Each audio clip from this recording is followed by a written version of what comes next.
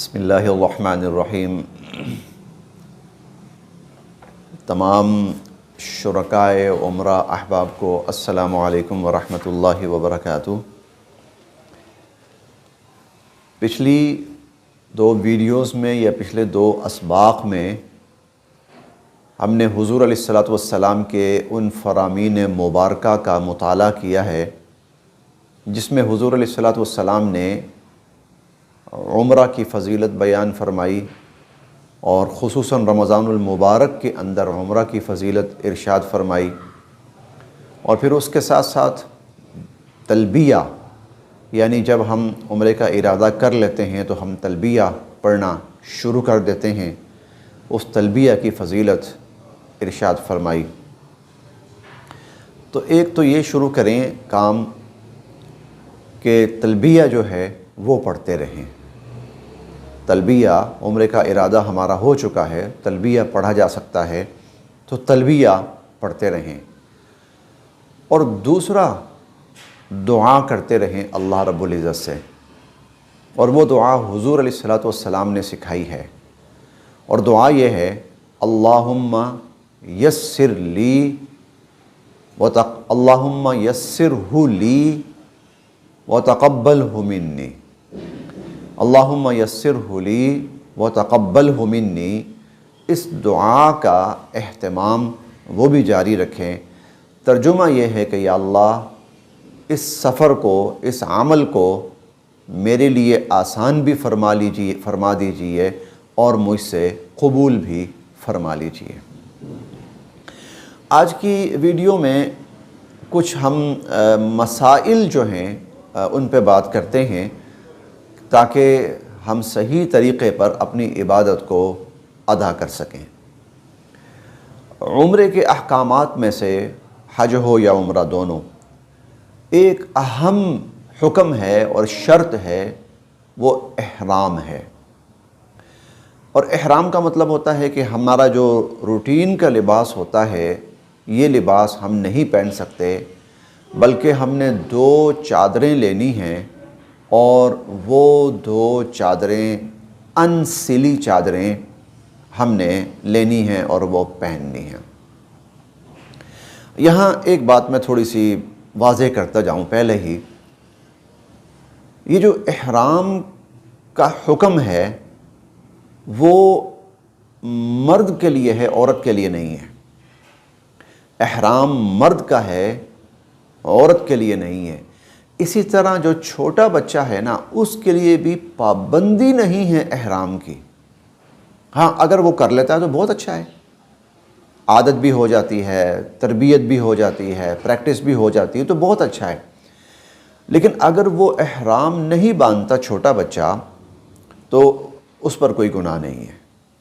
خواتین جو ہیں ان پر بھی احرام کی پابندی نہیں ہے، بلکہ وہ اپنا جو عام لباس ہے جو شرعی احکام کے مطابق ہو، یہ بہرحال ضروری ہے کہ وہ جو لباس ہو وہ شرعی احکام کے برابر کے مطابق ہو۔ اور شرعی احکام کے مطابق جو لباس ہے اس کی تین شرائط ہیں، موٹی موٹی تین شرائط ہیں۔ نمبر ایک، پورا ہو لباس۔ پورے کا مطلب یہ ہے ایسا نہ ہو کہ جسم کے بعض اعضاء اس کے اندر ڈھکے ہوئے ہیں اور بعض اعضاء جو ہیں وہ ڈھکے ہوئے نہیں ہیں، یہ نہیں ہونا چاہیے۔ نمبر ایک، لباس پورا ہو۔ نمبر دو، لباس ڈھیلا ہو۔ ڈھیلا اس طرح ہو، یہ میں بات کر رہا ہوں خواتین کے حوالے سے، ڈھیلا اس طرح ہو کہ اس کے اندر جسم کے اعضاء نمایاں نہ ہو، ٹائٹ فٹنگ نہ ہو۔ اور تیسرا یہ ہے کہ جو لباس ہو وہ اتنا موٹا کہہ لیں ہو کہ وہ جسم کے اعضاء کو چھپا لے، ایسا نہ ہو کہ اس میں جسم کے اعضاء نمایاں ہوتے ہوں۔ تو خواتین نے جو بھی لباس پہننا ہے وہ ان شرائط کو مد نظر رکھتے ہوئے پہننا ہے۔ تو ان کے لیے احرام نہیں ہے، ان کے لیے بس صرف لباس ہی ہے۔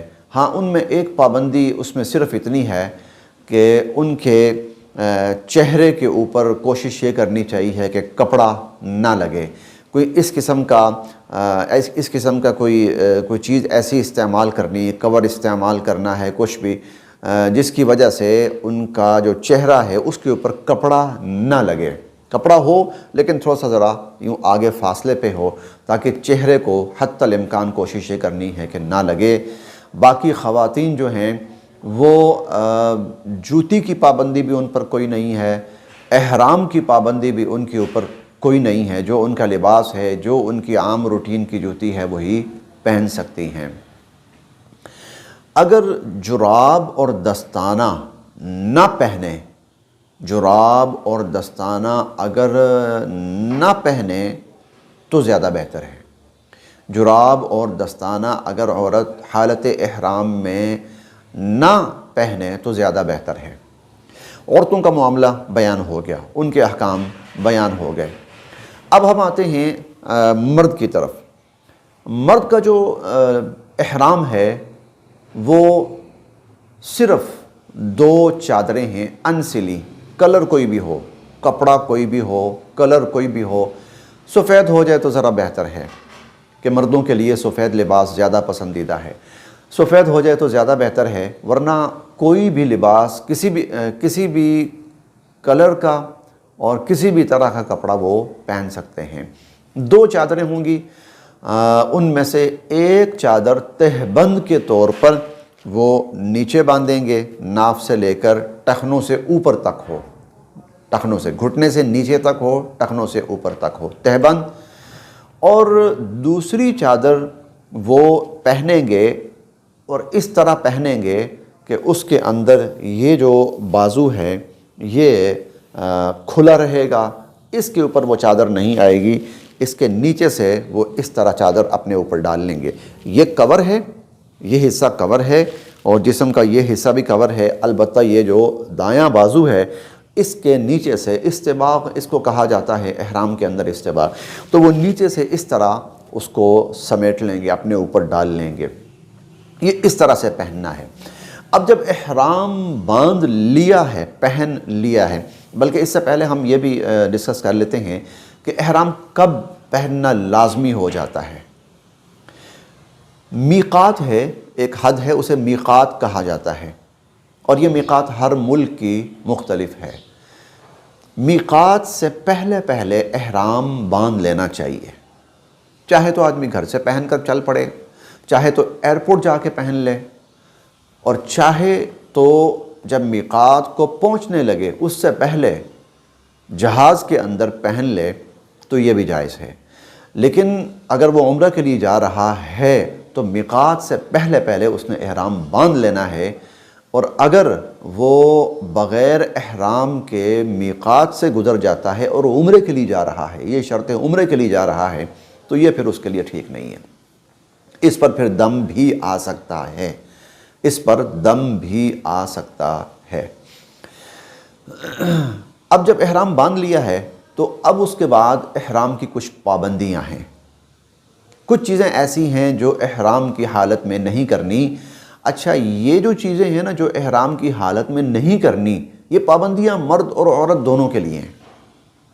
پابندیاں جو ہیں یہ مرد اور عورت دونوں کے لیے ہیں، البتہ کچھ پابندیاں ایسی ہیں جو صرف مرد کے لیے ہیں، عورت کے لیے نہیں ہیں، وہ میں انشاءاللہ عرض کرتا ہوں۔ تو اب یہ جو احرام باندھ لیا ہے نا، تو پھر جو پابندیاں ہیں میں ان میں سے کچھ آپ کے سامنے بیان کرتا ہوں۔ اب میں پہلے وہ پابندی بیان کرتا ہوں جو دونوں کے لیے ہیں، مرد اور عورت دونوں کے لیے، اور پھر اس کے بعد وہ پابندی عرض کروں گا جو صرف مرد کے لیے ہے۔ پہلی پابندی یہ ہے کہ جسم یا احرام کی چادروں کو، جب احرام باندھ لیا ہے اور خواتین نے جب نیت کر لی ہے میقات سے پہلے تو احرام یا کپڑے یا جسم کے کسی حصے کے اوپر بھی کسی طرح کی بھی خوشبو نہیں لگانی۔ کوئی ایسا لوشن جس کے اندر خوشبو ہو، کوئی عطر، کوئی پرفیوم، کوئی پاؤڈر، یہ کوشش کرنی ہے کہ یہ نہیں لگانا، یہ پابندی ہے، منع ہے احرام کی حالت میں کسی بھی قسم کی خوشبو کا استعمال کرنا۔ حتیٰ کہ آدمی ہاتھ دھوتا ہے، احرام پہنے ہوئے بھی وضو بھی کرنا پڑ جاتا ہے، ہاتھ دھوتا ہے، چہرہ دھوتا ہے، تو اس صورت میں بھی اس نے کوشش یہی کرنی ہے کہ خوشبو والا صابن استعمال نہیں کرنا۔ الحمدللہ اب تو بڑی سہولت ہو گئی ہے اور ہر طرح کی سہولت میسر ہے، وہ پیپر بھی مل جاتا ہے، سوپ بھی مل جاتا ہے جس کے اندر خوشبو وغیرہ نہیں ہوتی۔ تو یہ بہرحال ایک پابندی ہے کہ جسم، کپڑے، سر، کسی بھی چیز کو خوشبو یا خوشبو والی چیز نہیں لگانی۔ دوسری پابندی یہ ہے کہ بال نہیں کاٹنے۔ جب احرام باندھ لیا ہے نا، بالوں کو کاٹنا، بال کو اکھیڑنا، کسی بھی قسم کا، عورت اپنے سر کا کوئی بال کھینچے، مرد اپنی داڑھی کا کوئی بال کھینچے، کاٹے، ہاں بعد میں ہے یہ جب ہم اپنے تمام اعمال مکمل کر لیتے ہیں تو اس کے بعد بال کاٹنے ہیں سر کے، مرد کے لیے بھی اور عورت کے لیے بھی ہیں، وہ ایک الگ چیز ہے۔ لیکن اس سے پہلے بال کسی بھی جسم کے حصے کا، سر کا، مونچھ کا، داڑھی کا، آنکھوں کا، ابرو کا، کوئی بھی بال نہیں کاٹنا۔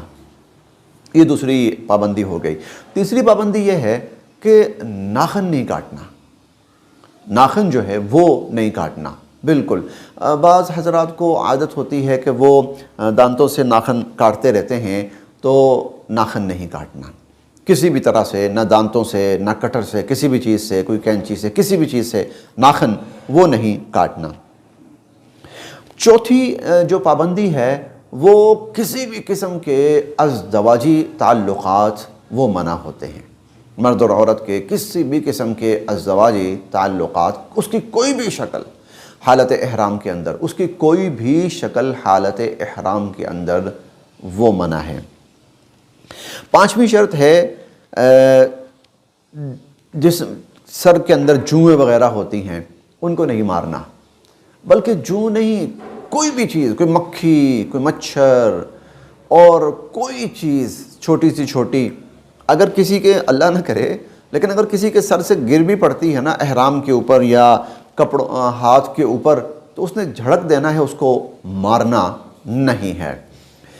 اور آخری جو شرط ہے جو دونوں کے لیے ہے، مرد اور عورت دونوں کے لیے، وہ کسی بھی قسم کا شکار ہے وہ منع ہے۔ شکار نہیں کرنا، شکار سے بچنا ہے۔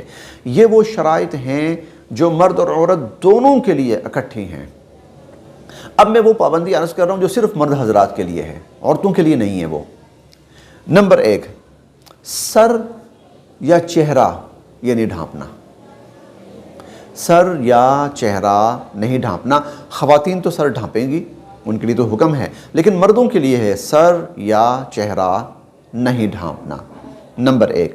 نمبر 2، کسی قسم کا مرد نے سلا ہوا لباس کے طور پر سلا ہوا کپڑا نہیں پہننا۔ لباس کے طور پر کسی بھی قسم کا سلا ہوا کپڑا مرد نے نہیں پہننا۔ اچھا، اسی طرح مرد کے لیے ایک پابندی یہ بھی ہے کہ اس نے بند جوتا نہیں پہننا، بلکہ جوتا جو بھی پہننا ہے اس میں پاؤں کے اوپر والے حصے کی جو ہڈی اور جو پیچھے والے ٹخنے وغیرہ اور ہڈی وہ اوپن ہونی چاہیے۔ یہ مرد کے لیے ہے۔ اور اسی طرح مرد کے لیے جراب کا پہننا وہ بھی منع ہے۔ مرد جراب نہیں پہن سکتا، مرد کے لیے جراب کا پہننا بھی منع ہے۔ تو یہ کچھ پابندیاں ہیں جن کا تعلق احرام سے ہے اور جن کا تعلق ہماری عمرے سے ہے۔ جب تک احرام باندھا ہوا ہے، عمرہ کر رہے ہیں، تو اس سے متعلق کچھ پابندیاں ہیں، یہ آپ کے سامنے بیان کی گئی ہیں۔ آج کے سبق میں ہم اسی پر اکتفا کرتے ہیں۔ انشاءاللہ اس کی جو مزید تفصیلات ہوں گی وہ آپ کے سامنے اگلے دروس میں بیان کی جائیں گی، تو آپ اس کو کوشش کریں، سماعت فرمائیں خود بھی، اور اگر مرد حضرات سماعت فرما رہے ہیں تو خواتین تک بھی یہ پیغام پہنچائیں تاکہ خواتین بھی ان کو سنیں اور پورے طور پر مستفید ہوں۔ السلام علیکم ورحمۃ اللہ وبرکاتہ۔